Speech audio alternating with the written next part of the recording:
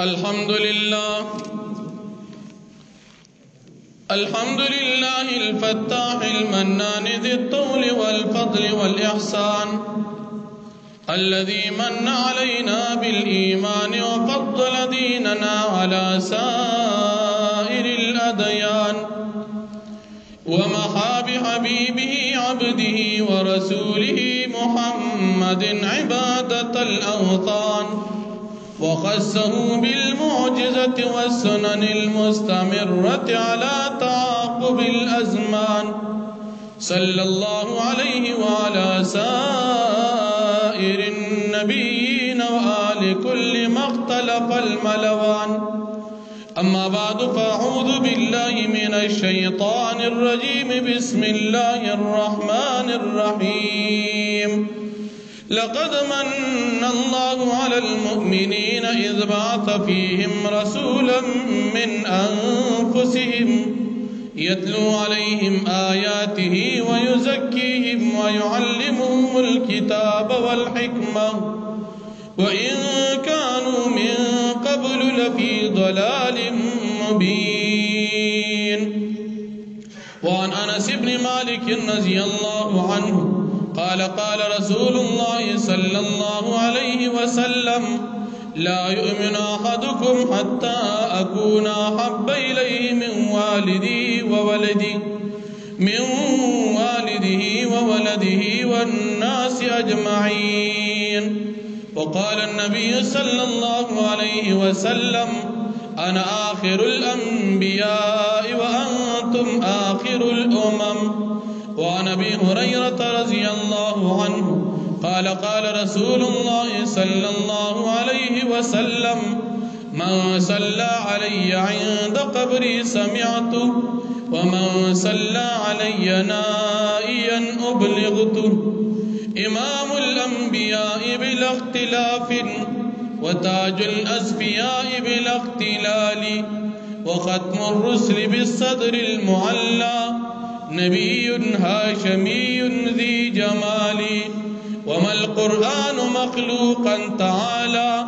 كلام الرب عن جنس المقال. أحب الصالحين ولست منهم لعل الله يرزقني صلاحا. تعصي الإله وأنت تظهر حبه وهذا لعمري في القياس بديع. لو كان حبك صادقا لأطعته إن المحب لمن يحب مطيع. وقال تعالى في كلامه المجيد: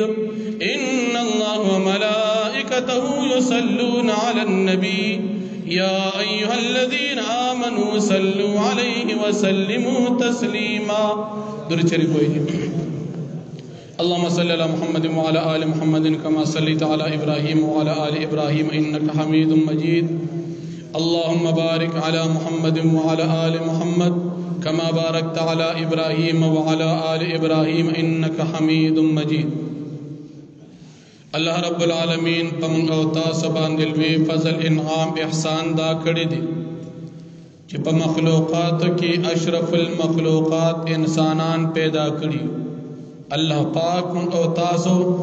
په هغه مخلوق کې پیدا کړی د چا د پاره چې الله رب العالمین جنت جوړ کړی. الله پاک من او تاسو په هغه مخلوق کې پیدا کړی د چا بچ الله رب العالمین دیدار ورکړي. اللہ پاک من او تاسو پاغ مخلوق کے پیدا کریو چھ پکمو کی اللہ پاک انبیاء کرام علیہم السلام را لے گلی دی. اللہ پاک من او تاسو پداس مخلوق کے پیدا کریو چھ پا تمام مخلوقات کے افضل او اشرف مخلوق دی. اللہ پاک من او تاسو پداس مخلوق کے پیدا کریو چھ آغا مخلوق پا فرشتو باندے ہم عزت او مرتبہ لری. اللہ پاک من او تاسو پداس مخلوق کے پیدا کریو چھ اللہ رب العالمین دا تمام نظام اشرف او افضل مخلوق دیتا فرمائے لے دی. اللہ پاک من او تاسو پداس مخلوق کے پیدا کریو دا چا سرچ اللہ رب العالمین براہ راست خبر او کلامی کردی دا. اللہ پاک من او تاسو په داسې مخلوق کې پیدا کړیو چې په دې مخلوق کې یو بندا او یو انسان تیر شوی دی د چا د مخه چې الله پاک تمام دنیا پیدا کړی دا الله پاک موږ او تاسو په داسې مخلوق کې پیدا کړیو د چا د پاره چې الله رب العالمین دار البقاء جنت تیار کړی دی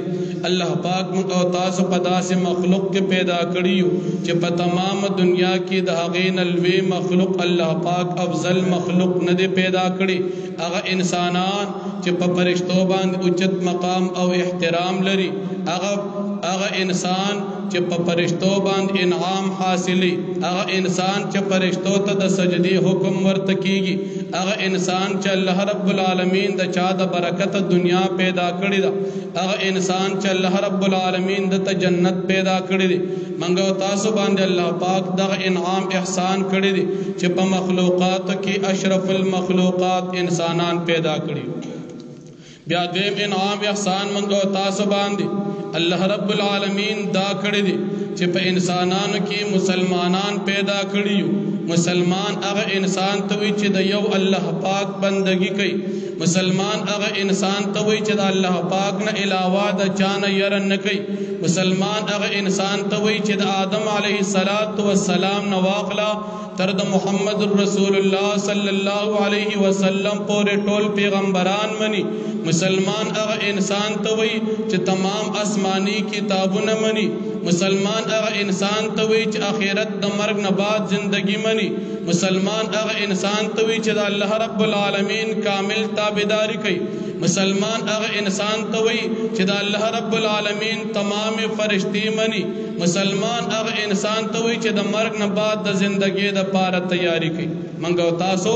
الله رب العالمین مسلمانان پیدا کړیو او دا د الله پاک په منګو تاسو باندې لوی فضل انعام احسان دی بغیر صدعوی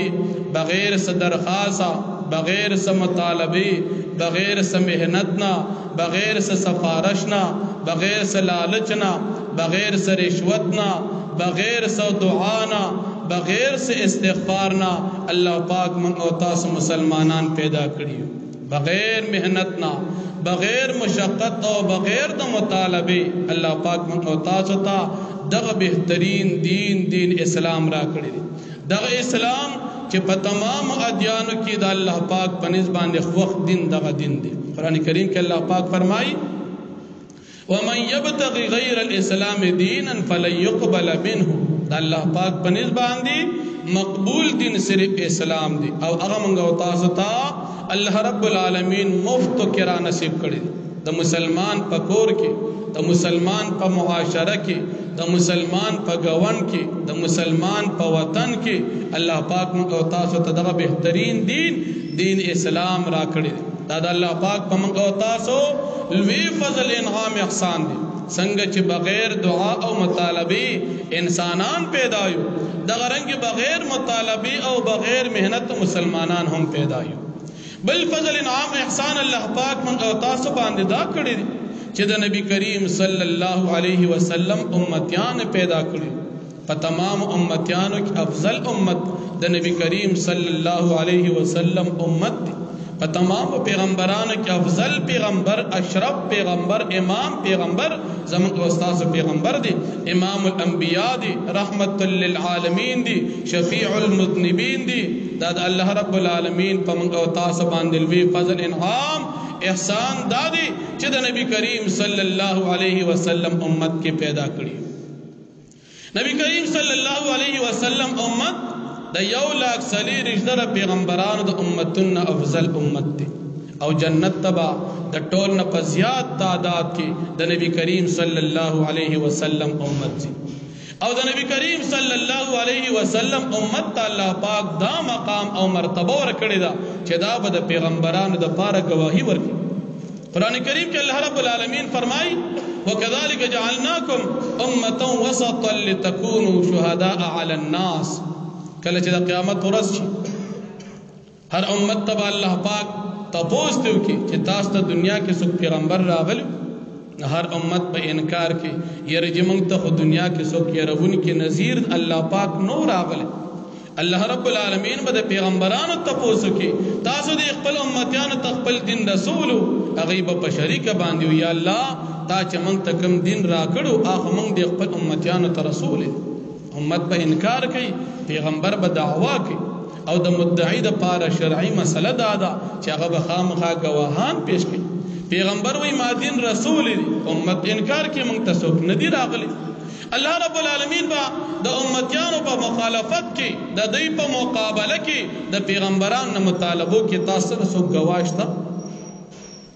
دا پیغمبران با د نبی کریم صلی الله علیه وسلم امت به د پیغمبران په حق کې گواہی ورکي چې الله د پیغمبرانو د خپل قوم ته خپل امتونو ته دین رسول لیکن د امت نو منل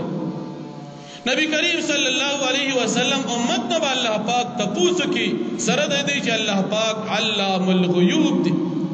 تاسو په کومه طریقې سره گواہی ورکوي چې پیغمبرانو دین رسول دي دا پیغمبرانو امتیان د نبی علیہ الصلوۃ والسلام با او چې الله مونږ ته پیغمبر راغلو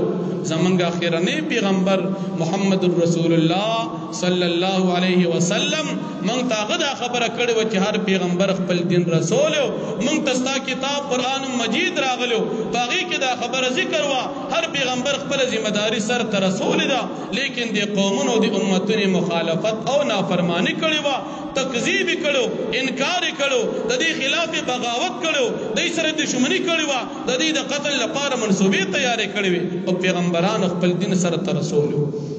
نبی علیہ الصلوۃ والسلام با د خپل امت تصدیق کی چې زما د امت دا خبر رښتیا وکړه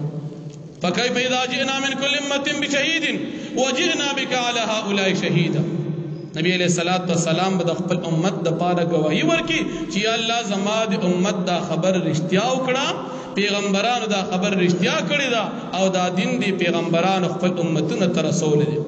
ګوره چې امت د پیغمبر په حق کې گواہی ورکي 1,24,000 پیغمبرانو چې کوم امتونه دي هغه امتونو ته دا خصوصیت او شرف نه دي حاصل کوم چې د نبی کریم صلی الله علیه وسلم امت ته حاصل دي منګو تاسو الله پاک په دغه امت کې پیدا کړی نبی کریم صلی الله علیه وسلم ارشاد مبارک دی کم وخت پوری زما امت جنت ته نه داخل شوی هغه وخت پورې بل امت جنت ته نشتلی راغلی د ټول اخرت اخیرنی دی لیکن جنت ته د ټول اول دی دا د نبی علیہ الصلوۃ والسلام د امت هغه مقام او مرتبه نبی کریم صلی الله علیه وسلم په ټول پیغمبرانو کې اول جنت ته دی د نبی علیہ السلام نه وړاندې بل پیغمبر جنت ته نه دی د نبی علیہ الصلوۃ والسلام مقام او مرتبه او فضیلت دی چې نبی علیہ الصلوۃ والسلام په پیغمبرانو کې اول جنت تزي او په امتیانو کې با اولنی د نبی علیہ الصلوۃ والسلام امت جنت تزي دا د نبی علیہ الصلوۃ والسلام د امت هغه مقام دی او دا موږ تاسو ته الله پاک مفت کې را کړی دا د الله پاک په موږ تاسو باندې لوی انعام او احسان دی او دا موږ استاد ایمان دی چې د نبی کریم صلی الله علیه وسلم نبات بل هیڅ قسم پیغمبر دنیا ته ناراضي او نو راغلي دي او نه به د قیامت د ورځې پورې سودا سي پیدا شي چې هغه به د اخر زمانه د پیغمبر نه بعد پیغمبر جوړ شي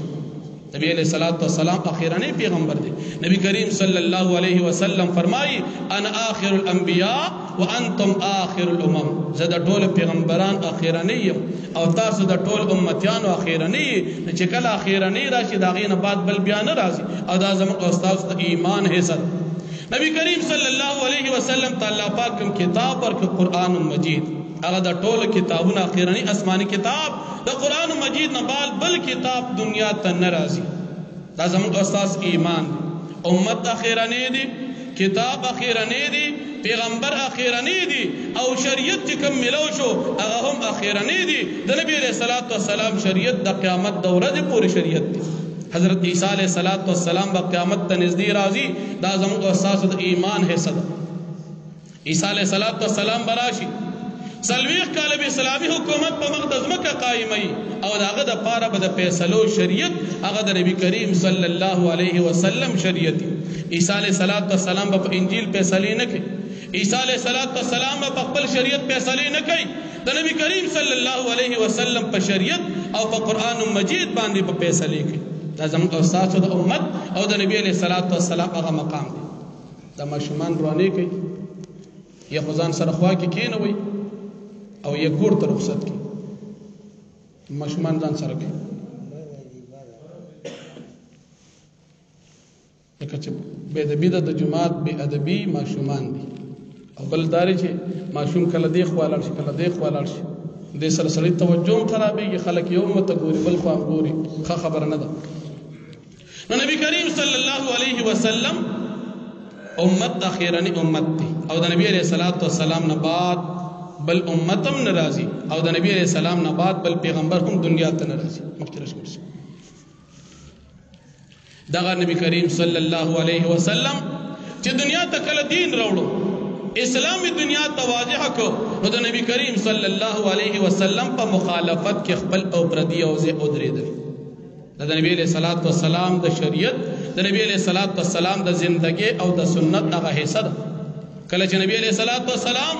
په مخالفت کې کافرانو هر قسم کوششونه وکړل تر دې حد پورې چې سوالات جوابات شو نبی علیہ الصلوۃ والسلام د کافرانو تر دې سوالونو مطابق جوابات ورکړل کافران هر قسم ګستاخی پورې مهنت شروع کو تر دې پورې چې کافرانو د نبی کریم صلی الله علیه وسلم په ملګرو باندې سختی شروع کړ د نبی علیہ الصلوۃ والسلام یو ملګری حضرت بلال حبشي رضی الله عنه دا د حبشي نه راغلو غلامو د امیہ ابن خلف کافر چې د کافرانو لوی سردار د مکیو د غلام کله چې بلال حبشي رضی الله عنه ایمان وروړ د امیہ ابن خلف په وته دا دین دی پرېږده ځکه زمونږ دین کې دانش تر ته چې کوم اوازونه کې ته आवाज کې چې الله احد الله پاک یو دی دا خبره ساز نه منو دی امیہ ابن خلف بکا الکانو توي ماشومان تبعوي د تپړې واچې دی په دې کوسو کې راکاږي تر دې وخت پورې چې دې د خپل خبرې نه ووري چې په دې باندې مونږ شولا پسینه به وتر ګرمه په موسم کې په کلو میدان کې کانه کې خودلو چې دې خوځيږي نه او د املای سوځيږي کله به وتسکر وټ کې خودلې ا د پاسه پسینه وته کانه کې خودو او کله به یو کافر وته پسینه باندې ودرو چې لاندې د اسکر وټي په دې وجود باندې بمړې شوي د حضرت بلال حبشي رضی الله عنه دخلین به یو आवाज وت الله احد الله احد نبی کریم صلی الله علیه وسلم ډېر جات خپکېدو چې حضرت بلال حبشي رضی الله عنه دا حالت وکړ حضرت ابوبکر صدیق رضی الله عنه دی امیہ ابن خلف کافر ته وی چې خیر دی گزاره و سره کو د تا تسویل دي وې دا او محمد رسول الله صلی الله علیه وسلم خراب کړی دي وې دا دې چې کوم اوازونه کوي او دا خبره کوي الله احد وې دا ستاده وجب حضرت ابوبکر صدیق رضی الله عنه ورته وی چې دې مال راکا او د په بدل کې بتاله زو یو بل قوي ستاده دین غلام درکم هغه به تاسو رشي او دې مال راکا حضرت بلال حبشي رضی الله عنه ابو بکر صدیق سے دغه خپل غلام په مقابل کې قبول کو او داغینه بعد آزاد کو داد اسلام د پارا د بلال حبشي رضی الله عنه وجود سختی و حضرت بلال حبشي رضی الله عنه بچ کله کمیس اوستو پملا مبارک باندې به د اسکروټ داغونه او هغه اسکروټ د وجینه وجود ټول برګې شوی اسلام د پاره قرباني کړو نن موږ مسلمانان یو موږ مسلمان پدی باندې دعوه لرو پر اقرار کو اعلان کو چې موږ مسلمانان یو لیکن د اسلام هغه قرباني زموږ استاد مسلمانان وړاندې دي کم از کم موږ مسلمانان په ځل کې د خپل ایمان قدر پیدا کړو یو بل صحابي حضرت صہیب رومی رضی الله عنه دا دور ابتدا د نبی علیہ الصلوۃ والسلام دا صہیب رومی رضی الله عنه دا د کسرى فارس د علاقو دا د موصل علاقو پاغزی باندې رومیان حمله وکړه قیصر روم او باغی کې د حضرت صہیب رومی رضی الله عنه ماشوم دی رومیان ځان سره راوست به تور غلام یې اونیو اخر دا چې د رومیان نه دی عبد الله بن جدعان واقست او التدسرو عبد الله بن جدعان دی آزاد کو صہیب رومی رضی الله عنه کله چې نبی کریم صلی الله علیه وسلم د خپل ایمان او د اسلام دعوت شروع کو صہیب رومی رضی الله علیه السلام قبول کو د سر ډیر مالو کله چې نبی کریم صلی الله علیه وسلم مدینه منوره ته هجرت کو د صہیب رومی رضی الله عنه هم هجرت کو چونکه دی په مکه مکرمه کې आवाज د سره سوکنو دی د دې علاقې نو دی مسافر راغلو بی وطنو د غزینو مشرکان کافران ورتوی البته د مکه مکرمه نه مدینه منوره ته تامن پرېږدو چې تاسو سره څومره مال په مکه کې دی دا ټول منګ لراکي حضرت صہیب رومی رضی اللہ عنہ اگر ټول مال دی مشرکان و کافران تورکو او تنہا پلگو کپڑوں کی اولیگو مکہ مکرمه نه مدینه منوره ته لاړو مشرکان و کافران بچ کله دی په عبادت باندې اولیدو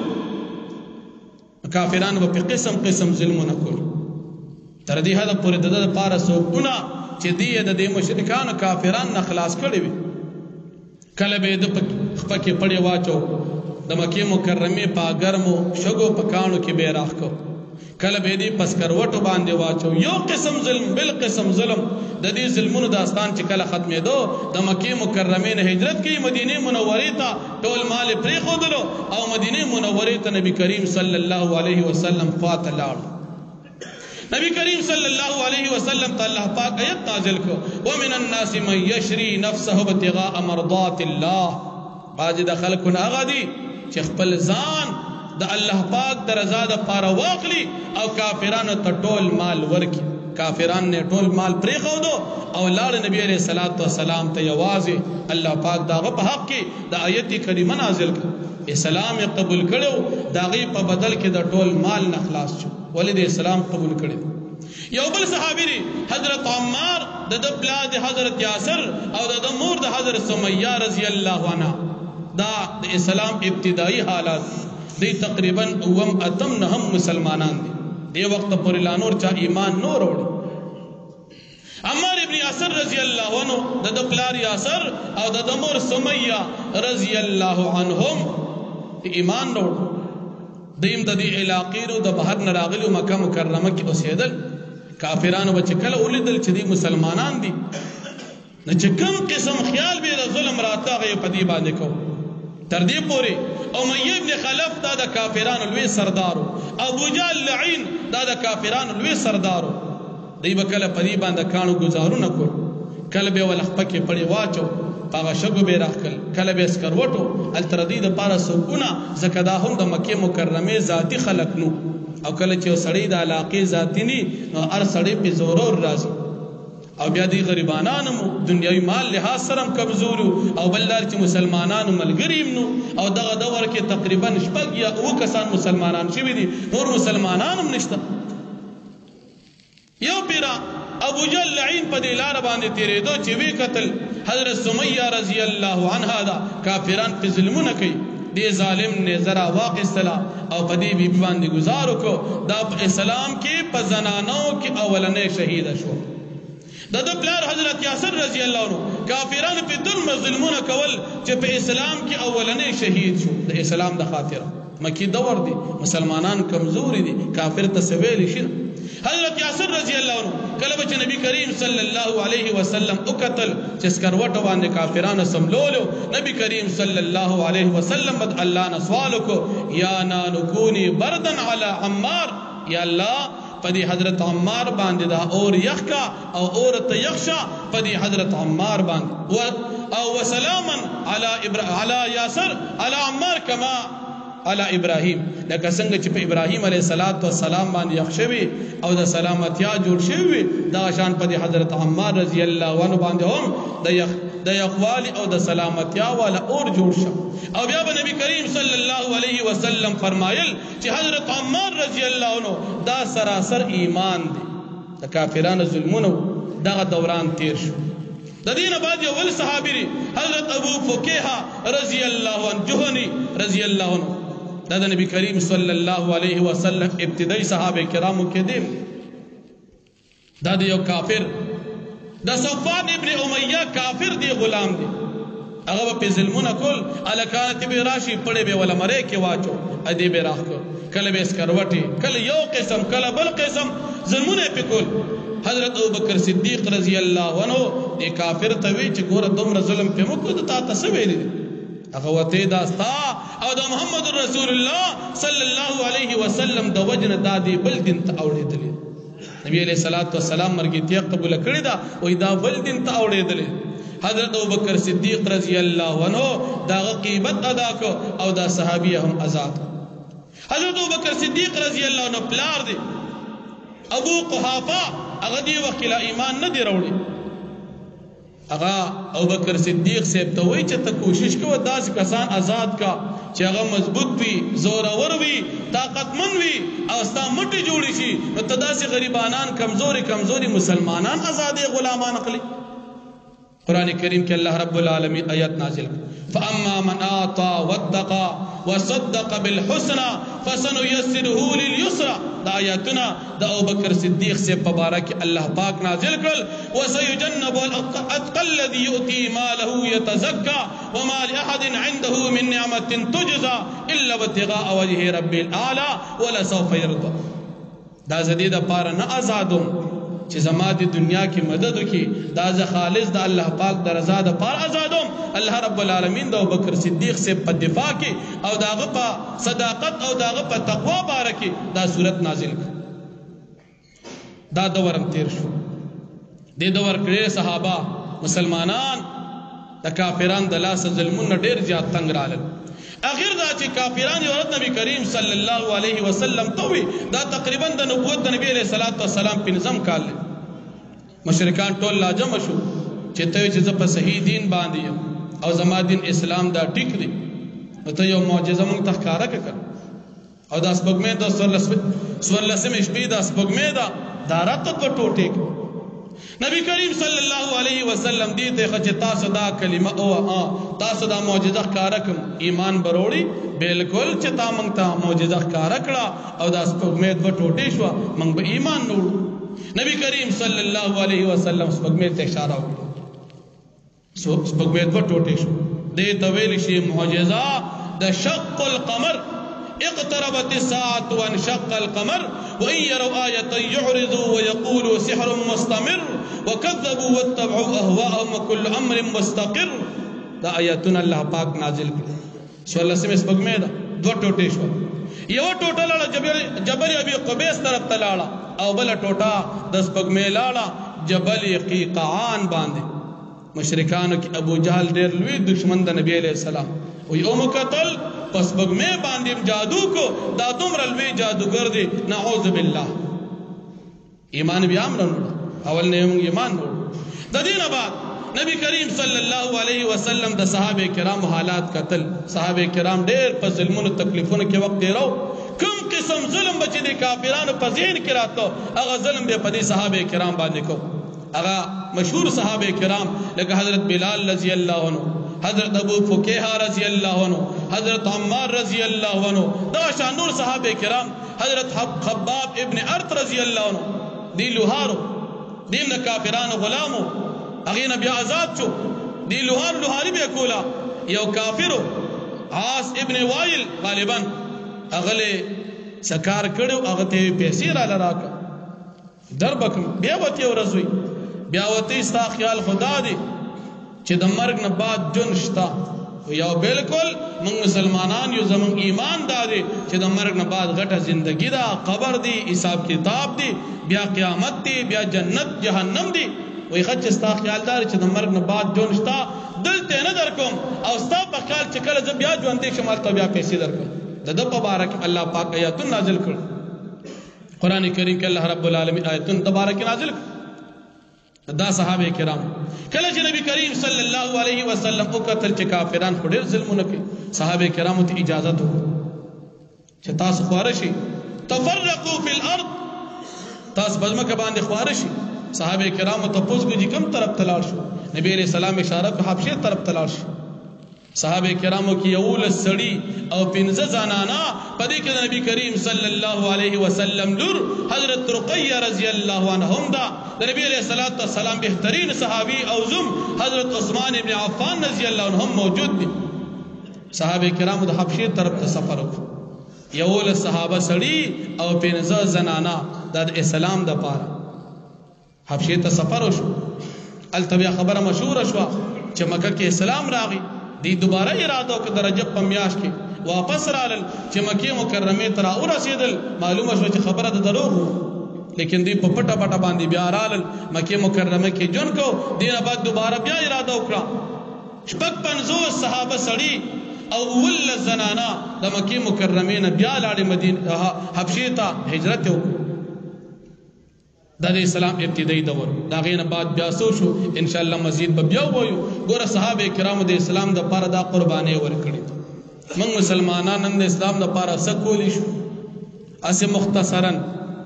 اسلام د پاره موږ په خپل مخونو باندې ګیرم نشو پرې خو دا زمونږ د اسلام قرباني ده د اسلام د پاره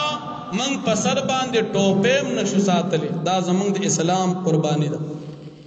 د اسلام د پاره من خپل بچي مدرسې ته نشو وسته دا زمونږ د اسلام د پاره قرباني ده د اسلام د پاره من د سحر ګرم بسترې نه مانځه ته نشو پاسې دي دا زمونږ د اسلام قرباني ده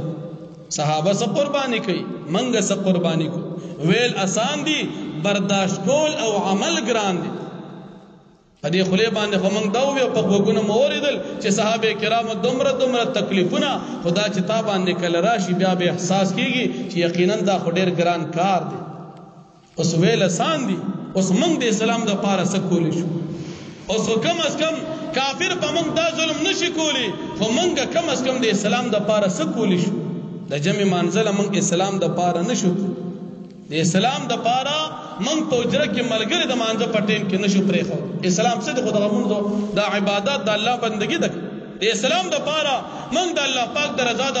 خپل مال په جماعت کې نشي لګولې خپل ژوندۍ د الله په دین باندې من نشو سمولې او په خله باندې من د اسلام دعوی ډېری ولې د صحابه کرامو د قرباني ورکولې دا د مال لپاره جهاد لپاره دا د دین لپاره او موږ ته مزیدار دین راورسو خيسته طریقې سره څنګه مزیدار خالص پاک مزیدار سوچا اصلي دین او شریعت د نبی علیہ السلام موږ تاسو ته راغلي دي لیکن عمل موږ نه کوو ولداګری د صحابه کرام ان شاء الله بل جمعه کې بدرته وي صحابه کرامو یو کافر سره مذاکره شو دا کافر هم غټه ګیره و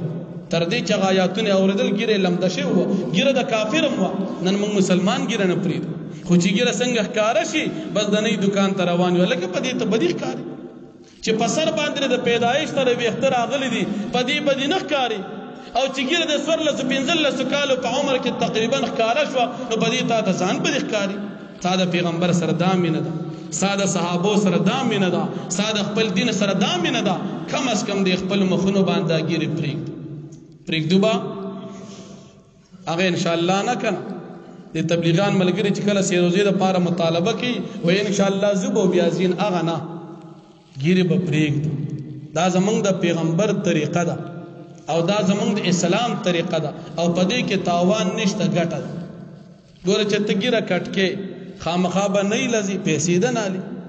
ګیره کټکې په دې بخامخا تو وخت په وخت باندې خپل کټکې ولا بلیډ رالي ولا اسباب برابرې خرچه دې پکېږي او چې ګیره دې پرې خو دا ګټه دې وکړه ثواب پکې څومره دی داسې په مقدس مکه د اسلام په تاریخ کې بزرگ نه تیر شوی چې دا ګیره نه اسلام په تاریخ کې داسې بزرگ نه تیر شوی امنګ مسلمانان یو الحمدلله منزودس کو هر دنه کې کار کې کوشش کو لیکن ګیره نه پری